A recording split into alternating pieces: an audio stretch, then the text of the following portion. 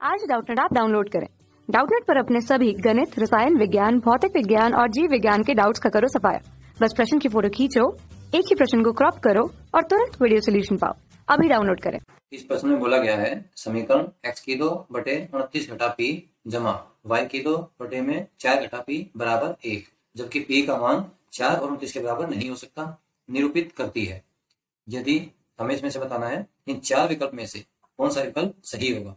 इसमें पहले विकल्प में क्या बताया गया है, एक दीर्घवृत्त होगा। ये समीकरण जो बनी है ये एक दीर्घवृत्त की समीकरण बनी है यदि p अचर है और जिसका मान 4 से अधिक है। तो अब इसमें दूसरे विकल्प में क्या बताया है, अति प्रबल है। हमारे पास क्या होना चाहिए, अति प्रबल है यदि p अचर है और जिसका मान 4 और 29 के बराबर मध्य है, मतलब इनके बीच में होना चाहिए। अब तीसरे विकल्प में क्या बताया गया है, एक आयताकार अति प्रबल बनेगा यदि p अचर हो और जिसका मान 29 से ज्यादा हो। तो चौथे विकल्प में क्या बताना है, कोई वास्तविक वक्र नहीं है यदि p का मान 29 से छोटा है।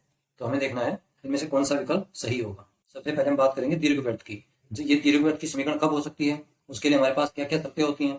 सबसे पहले हमारे पास जो ये a की 2 और यहाँ b की 2 लिखा होता है वो हमेशा कैसा होना चाहिए, जमा का होना चाहिए दीर्घवृत्त बनाने के लिए। तो इसके लिए हमारे पास क्या होना चाहिए, 29 घटा p बड़ा होना चाहिए 0 से, 4 घटा p बड़ा होना चाहिए 0 से। तो इसका मतलब क्या होगा, यहाँ से हमें पता लगता है कि p छोटा होना चाहिए 29 से। जब p 29 से छोटा होगा तभी हमारे पास ये 0 से बड़ा होगा। और यहाँ से क्या पता लगता है कि 4 बड़ा होना चाहिए p से, मतलब p का मान 4 से छोटा होना चाहिए। अब 4 से भी छोटा और 29 से भी छोटा, तो इसका मतलब क्या हुआ, इसका मतलब हुआ कि दोनों से छोटा।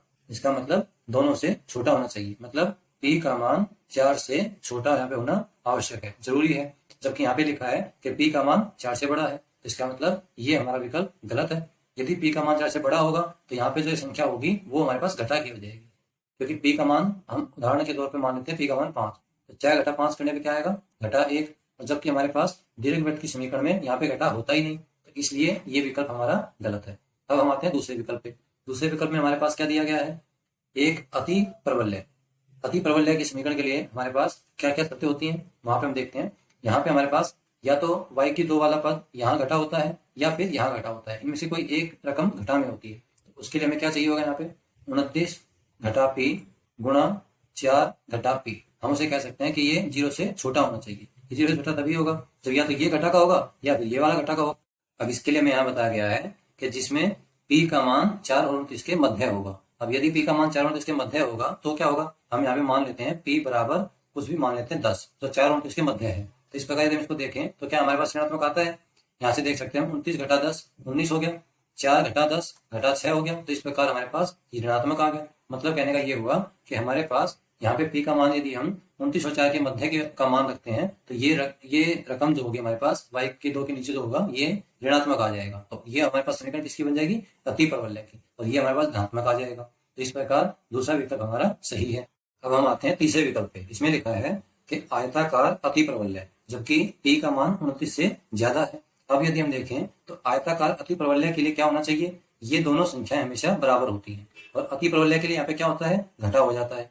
आयताकार के लिए दोनों बराबर होने चाहिए और अति प्रबल्य में यहाँ घटा होता है। तो अब ये दोनों मान बराबर भी आने चाहिए और एक ऋणात्मक और एक धनात्मक होना चाहिए, या तो यहाँ घटा हो या फिर यहाँ घटा हो।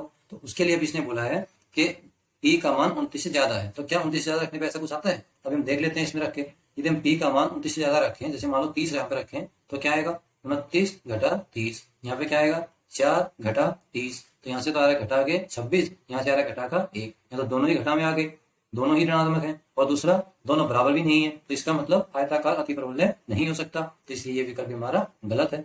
अब हम आते हैं चौथे विकल्प पे। इसके लिए क्या बोला गया है, कोई वास्तविक वक्र नहीं है यदि p का मान 29 से छोटा है। अभी जैसे हमने दूसरे विकल्प में चेक किया था कि 4 और 29 के मध्य यदि p का मान होगा तो क्या बन जाएगा, अति प्रबल्य बन जाएगा। तो इसलिए ये तो स्पष्ट गलत है, क्योंकि 29 से छोटा होने पे तो अति प्रबल्य बन गया, ये बड़ा कोई वास्तविक वक्र नहीं होगा, तो इसलिए विकल्प गलत है। तो इस प्रकार हमारा एक ही विकल्प सही है, दूसरा। कक्षा 6 से 12वीं से लेकर नीट, IIT, JEE वो एडवांस के लेवल तक 1 करोड़ से ज्यादा छात्रों का भरोसा। आज ही डाउनलोड करें डाउटनेट ऐप या व्हाट्सएप करें अपने सारे डाउट्स 8400 400 400 पर।